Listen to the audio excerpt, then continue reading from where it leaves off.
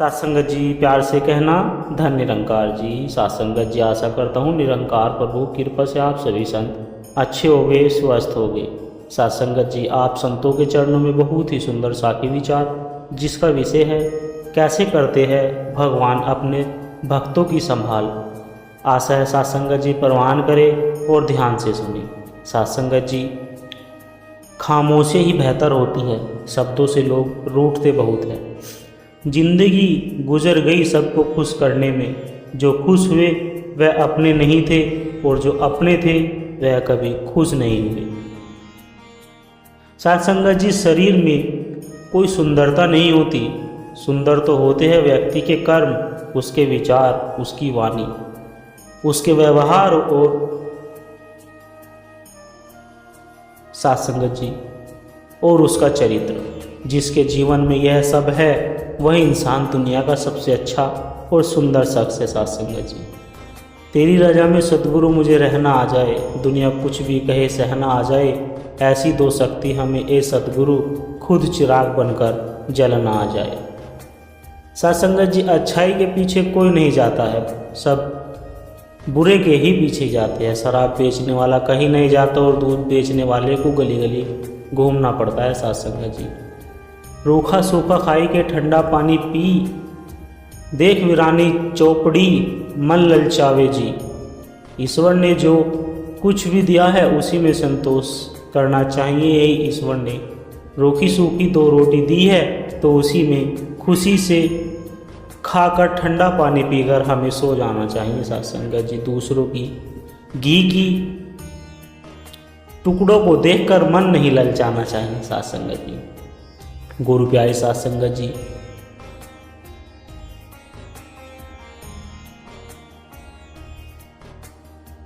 ईश्वर की व्यापकता। सत्संगत जी एक दिन की बात है, स्वामी रामकृष्ण परमहंस जी माँ काली की मूर्ति के सामने गहरे ध्यान की अवस्था में बैठे अर्थ पुकार रहे थे।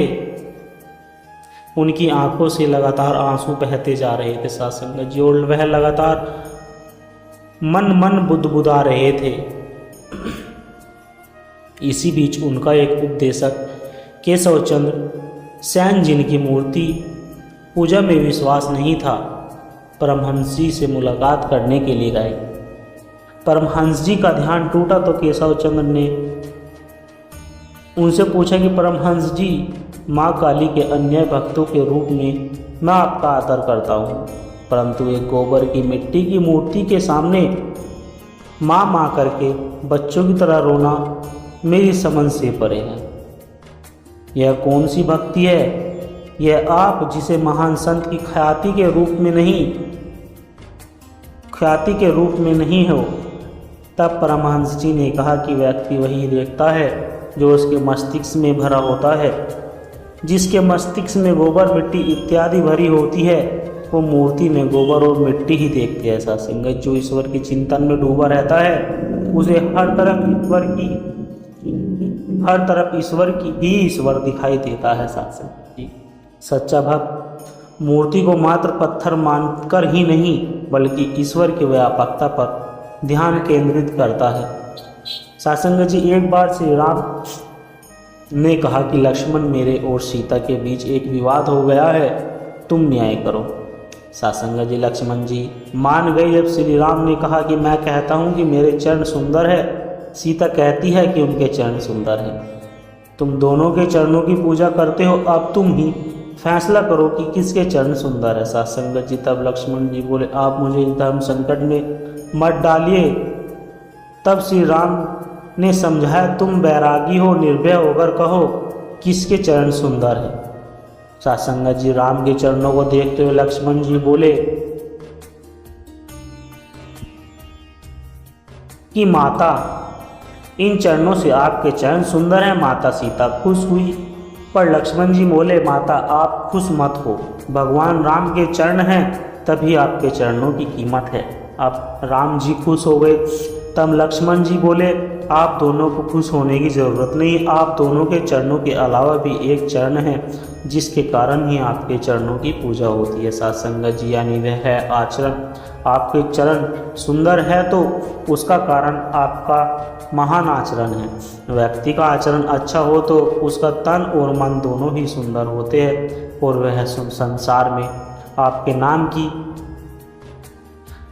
नाम की अमिट हो जाते हैं। साथ संगत जी, भक्त के जीवन में दो ही शब्द है जो सारा जीवन उन्हें इन दो शब्दों के बीच में बिताना चाहिए। एक है हरि कृपा और दूसरा है हरि इच्छा। साथ संगत जी, यदि आपके मन में अनुकूल है तो समझ लीजिए कि हरि कृपा, और जब मन के अनुकूल न हो तो हरि इच्छा समझ लीजिए। साथ संगत जी, कितनी बढ़िया बात है। हरि कृपा माने हरि जो इच्छा है उसे उन्होंने पूरा कर दिया, और हरि इच्छा माने जो इच्छा हुई वह उन्होंने हित किया।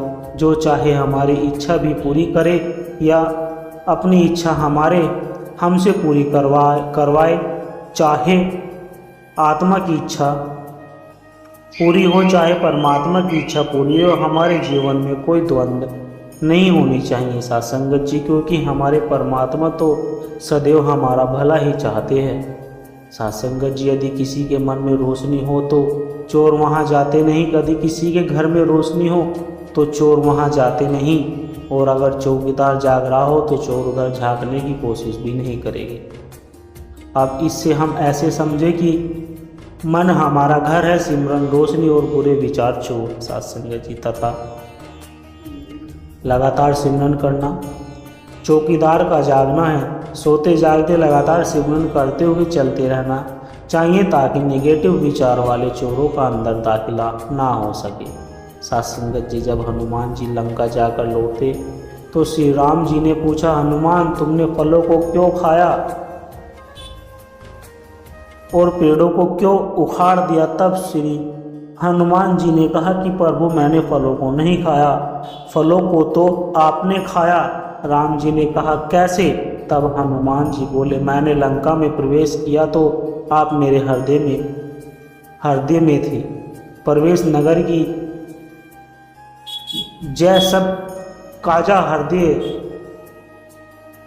प्रवेश नगर की जय सब काजा हृदय राग कौशलपुर राजा। इसलिए तुलसीदास जी लिख रहे हैं कि खांसी फल प्रभु लागी भूखा। तब राम जी हंसने लगे, कहा पेड़ों को क्यों उखाड़ा? हनुमान जी बोले, मैंने तो सिर्फ छुआ और पेड़ अपने आप ही उखड़ गए। राम जी बोले, कोई छूने से पेड़ उखड़ जाता है क्या? साथ संगत जी, तब हनुमान जी बोले, प्रभु आप ही तो कहते हैं कि छूत टूट पिनाक पुराना है, कहीं हेतु कर ही अभिमान। अगर छूने से धनुष टूट सकता है तो पेड़ भी छूने से उखड़ सकते हैं। साथ संगत जी, राम जी ने हनुमान को हृदय से लगाया और कहा और कह दिया कि सुन सूत तोय रण में नाही, देखो कर विचार मन माही। साथ संगत जी, एक बार एक राजा की लड़की का स्वयंवर था। नारद जी ने जो भक्त शिरोमणि कहते थे भगवान विष्णु के आगे प्रार्थना की कि मुझे सुंदर सा चेहरा दे दीजिए, मैं राजकुमारी के स्वयंवर में जाना चाहता हूँ। भगवान ने यह विचार करके कहा कि नारद जी काम के वश में न हो जाइए। उन्हें बंदर का चेहरा दे दिया। जिस वक्त वर चुनने का वक्त आया, लोगों को पीछे हटाकर नारद जी इस विश्वास के साथ आगे खड़े हो गए कि कन्या उनके गले में हार डालेगी। साथ संगत जी, राजकुमारी आगे निकल गई। दिल में ख्याल आया कि शायद उन्होंने देखा ही नहीं है। लोगों को हटाकर फिर आगे आ खड़े हुए। साथ संगत जी, राजकुमारी ने कहा कि बार बार उछलता क्यों है, शीशे में अपना मुंह तो देख। जब नारद जी ने शीशे में अपना मुंह देखा साथ संगत जी, तो बंदर का मुंह वो देखकर वो क्रोधित हो गए और तुरंत आए और भगवान से कहने लगे कि मैं आपको श्राप दूंगा। भगवान विष्णु ने कहा कि मुझे श्राप मंजूर है, लेकिन मैं अपने भक्तों को गिरते हुए नहीं देख सकता था। साथ संगत जी, मन बड़ों को गिरा देता है, लेकिन भगवान तो अपने सेवकों की हमेशा संभाल करते हैं। साथ संगत जी, आँख ने पेड़ पर फल देखा, लालसा जागी फल खाने की, लेकिन आँख फल को तोड़ नहीं सकती तो पैर गए फल तोड़ने। पैर फल तोड़ नहीं सकते तो साथ संगत जी, इसलिए हाथ ने फल को तोड़ दिया और मुंह ने खा लिया। इस प्रकार जिसने देखा वह गया नहीं, जो गया उसने तोड़ा नहीं, जिसने तोड़ा उसने खाया नहीं, और जिसने फल तोड़ा वह लिया नहीं साध संगत जी, और जिसने लिया वह खाया नहीं, जिस फल को खाया पर उसने रखा नहीं, फल उसके पेट में चला गया। अब जब माली ने देखा तो डंडा पीठ के पीछे पड़ा। पीठ ने कहा इसमें मेरी क्या गलती, लेकिन जब पीठ पर डंडे पड़े तो आंखों से आंसू आ गए साध संगत जी, क्योंकि आँख ने सबसे पहले देखा था। और यही कर्म का सिद्धांत है। कितने कमज़ोर है यह गुब्बारे, चंद सांसों से फूल जाते हैं और जरा सी बुलंदी पाकर अपनी हैसियत भूल जाते हैं। हम भी इन्हीं गुब्बार के जैसे हैं साध संगत जी। हम मिट्टी के पुतले हैं और हमें भी चंद सांसें मिली है जीवन में और उन चंद सांसों से हम अपनी हैसियत भूल जाते हैं कि हमें भी एक दिन फिर इस मिट्टी में ही मिल जाना है साध संगत जी। भगवान बुद्ध कहते हैं कि किसी से ईर्ष्या करके मनुष्य उसका कुछ बिगाड़ नहीं सकता, पर अपनी नींद और सुख चैन जरूर खो देता है। रोटी का कोई धर्म नहीं होता साध संगत जी, पानी की कोई जात नहीं होती। जहाँ इंसानियत है जिंदा वहाँ है। मजहब की कोई बात नहीं होती। किसी को लगता है कि हिंदू खतरे में है, किसी को लगता है कि मुसलमान खतरे में है। धर्म का चश्मा उतार कर देखो साध संगत जी, इंसान, शिक्षा, रोजगार, स्वास्थ्य और सुरक्षा खतरे में। वही करता है वही करवाता है, बंदे तू क्यों इतराता है। एक सांस भी नहीं है तेरे बस की, वही सुलाता है और वही जगाता है। बारिश का पानी है और परिश्रम के कुएं का जल। बारिश में नहाना आसान तो है साध संगत, लेकिन रोज नहाने के लिए हम बारिश के सहारे नहीं रह सकते। इसी प्रकार भाग्य से कभी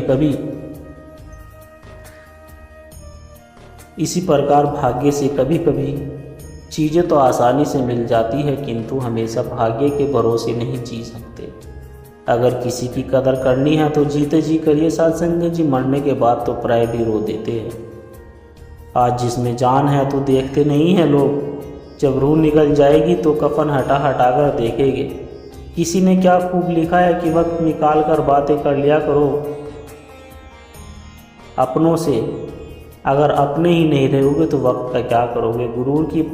गुरूर इस बात का है साहब, आज मिट्टी के ऊपर तो कल मिट्टी के नीचे रहेंगे।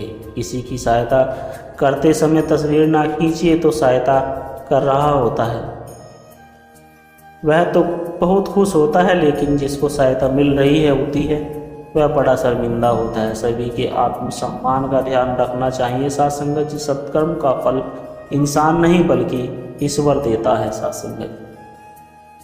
एक छोटे से गांव में एक धीरज नाम का व्यक्ति रहता था। वह साधारण किसान था, लेकिन उसके जीवन में, उसके दिल में एक सवाल हमेशा घूमता रहता था कि सच में भगवान है भी या बस लोगों का बनाया हुआ विश्वास है।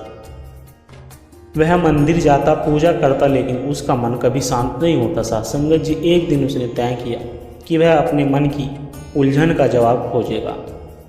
उसने गांव के बुजुर्ग संत स्वामी वल्लभ के पास जाकर कहा, स्वामी जी, मैं देखता हूँ लोग कहते हैं भगवान हमारी मदद करते हैं, लेकिन मुझे तो सब अपनी मेहनत से ही होता दिखता है। क्या सच में कोई अदृश्य शक्ति है जो हमारी रक्षा करती है? स्वामी जी मुस्कुराए और बोले, तुम्हें कल सुबह जंगल में अकेले जाना होगा और जो भी अनुभव होगा वही तुम्हारे सवाल का उत्तर होगा। धीरज अगले दिन सुबह जंगल में गया। रास्ता सुनसान था। अचानक उसने देखा कि एक बड़ा सांप उसके सामने आ गया। उसका दिल जोर से धड़कने लगा, लेकिन उसी समय ऊपर से एक शाखा टूटकर गिरी और सांप डरकर भाग गया। धीरज ने सोचा, यह तो बस संयोग है। वह आगे बढ़ा और एक पुराना पुल पार करने लगा। जैसे ही वह पुल के बीच पहुंचा, नीचे का एक तख्त टूट गया, लेकिन उसने सहज रूप से पास की बेल पकड़ ली और गिरने से बच गया। उसने फिर सोचा, अजीब है, मैं ठीक समय पर कैसे बच गया। साध संगत जी, थोड़ी देर बाद धीरज को प्यास लगी। पास ही एक कुआं दिखा, लेकिन उसके पास रस्सी नहीं थी। तभी एक बूढ़ा लकड़हारा आया जिसके पास पानी और रस्सी दोनों थे। उसने धीरज को पानी पिलाया और कहा, बेटा मुझे तो समझ नहीं आया कि आज मैं इस रास्ते क्यों चला, लेकिन लगता है ऊपर वाले ने भेजा। यह सुनकर धीरज के मन में बिजली सी कौंध गई। उसे याद आया कि सांप का भागना, पुल पर बचना, पानी मिलना, ये सब क्या सिर्फ संयोग था या सच में कोई अदृश्य हाथ उसकी रक्षा कर रहा था। वह शाम को स्वामी जी के पास पहुंचा और बोला, स्वामी जी आज मुझे समझ में आया कि भगवान हर पल हमारे साथ, बस हम उन्हें पहचान नहीं पाते। सत्संगत जी, स्वामी जी ने शांत स्वर में कहा कि बिल्कुल बेटा, भगवान चमत्कार नहीं संयोग के रूप में काम करते हैं, और जो इस अदृश्य हाथ को पहचान लेता है वही जीवन भर सुरक्षित महसूस करता है। भगवान हमेशा हमारे जीवन में मौजूद है सत्संगत जी, कभी किसी इंसान के रूप में, कभी किसी अवसर के रूप में, और कभी हमारी अपनी सूझबूझ के रूप में। बस हमें अपनी आंखें खोलनी होती है ताकि हम उनके अदृश्य हाथ को पहचान सकें।